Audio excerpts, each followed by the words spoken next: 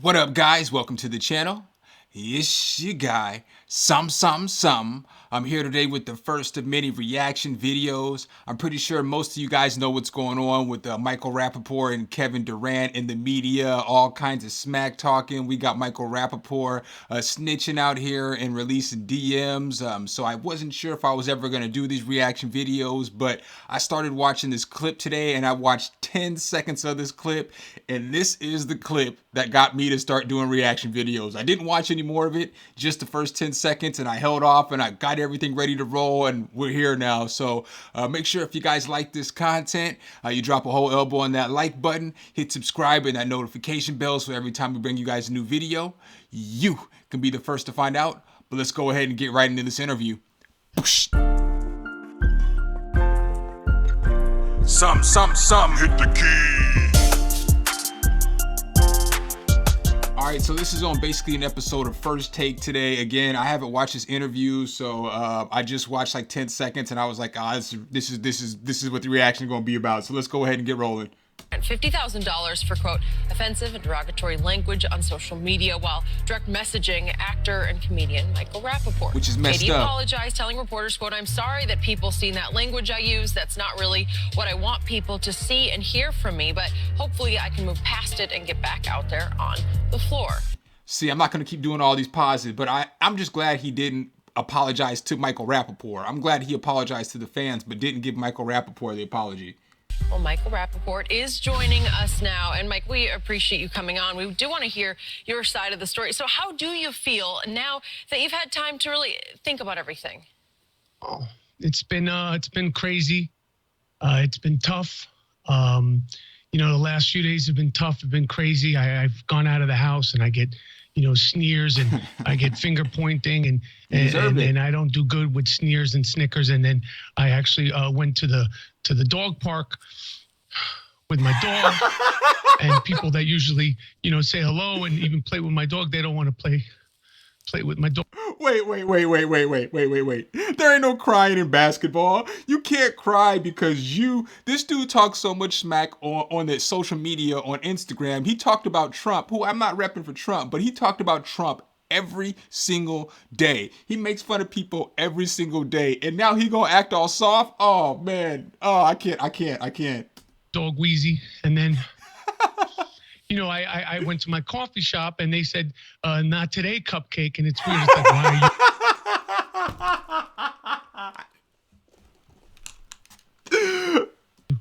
why are you calling me Cupcake? And then I get online and social media and, I know I put it out there, but, people online have been so cruel and mean, and I have to say about the people on social media that I don't know, I could give a crap about the people on social media.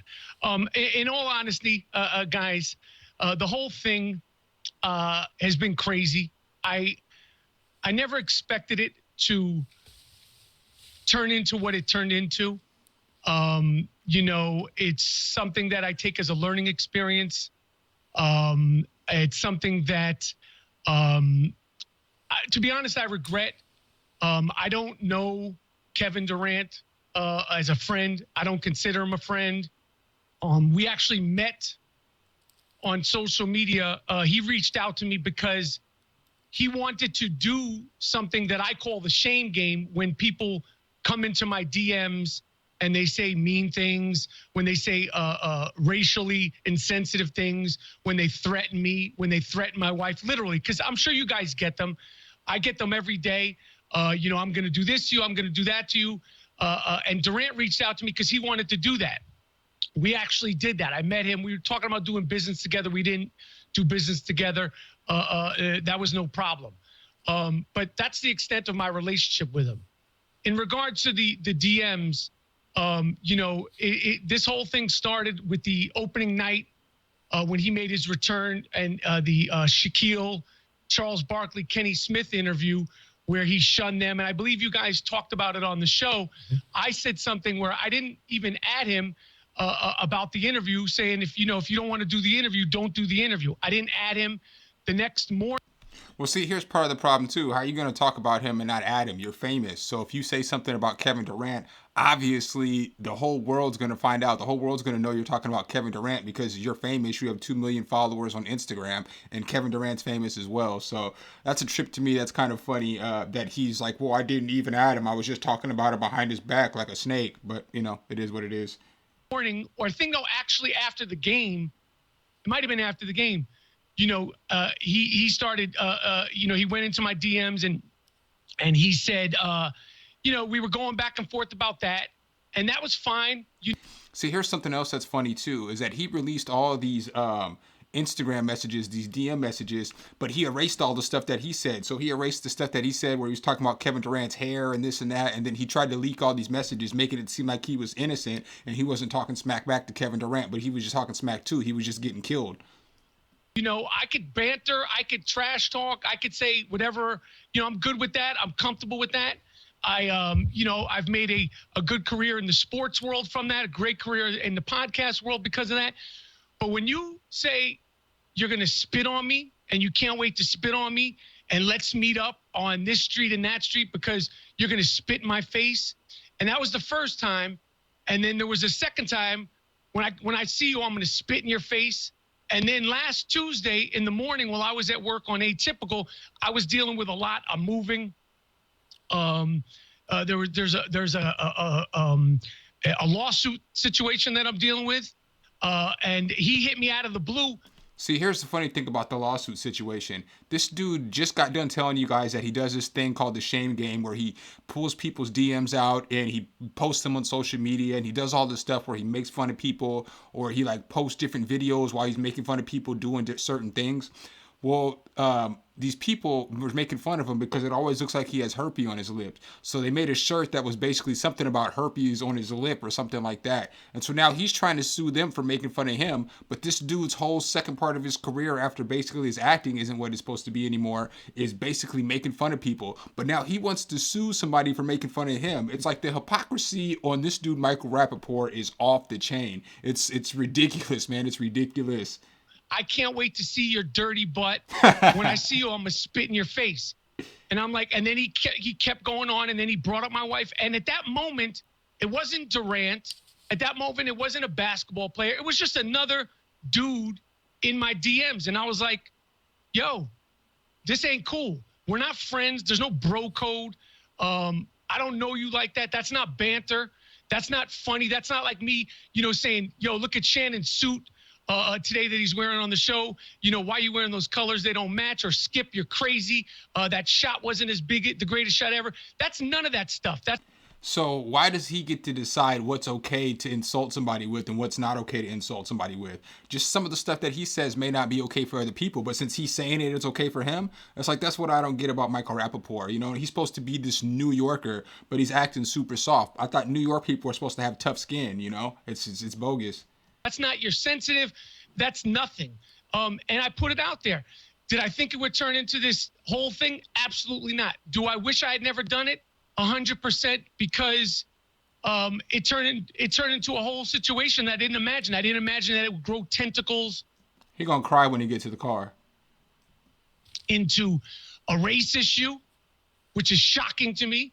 I didn't realize that it would grow tentacles to turn into a possible homophobic issue. But it happened. There's obviously, his ramifications have been public. In all transparency, full transparency, I've had to deal with ramifications, with my world and my business. Don't nobody care about your ramifications, though, because you brought it all upon yourself. If you would have just kept the DMs private, none of this would happen. You literally blew all this up. It's all your fault. It's 1,000% his fault. 1,000. And I got to take that on the chin. And, going forward, I just have to be sharper. I have to be smarter. I have to be more mature about how I, handle myself on social media. So that's how, that's the gist of it. And like at the end of the day, I regret that the whole thing happened. And, aside from, all the banter, the person that was the most pissed off about me, probably the most pissed off because of the attention and the sort of negative attention, is my wife. And she's probably, like forget the doghouse. I'm in the house with the alligators with her. She doesn't like the attention and the negative attention, and that's where we are. So that being said, I got to take all that on the chin, and hopefully I can move forward and be better in regards to how I deal and speak on social media. So, Michael, you're saying that all the negative backlash you've received, even from your wife, is because you went public with the DMs. So you regret going public with the DMs. No, I don't regret going public with the DMs. My wife,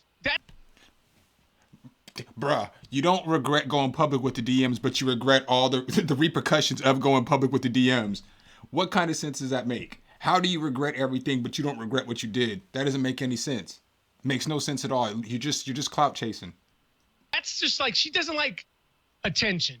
She don't care about the DMs. And like I said, I've put people on blast with DMs all the time. I do it all the time, literally all the time. That's why Durant.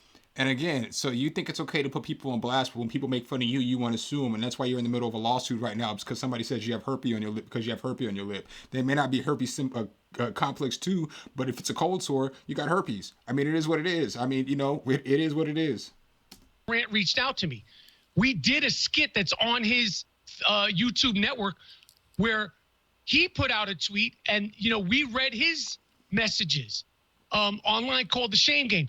I put out people's DMs. If you say anti-Semitic things to me, if you say you're an N-word lover, if you say, when I see you, I'm gonna do this to you. I put people's DMs all the time.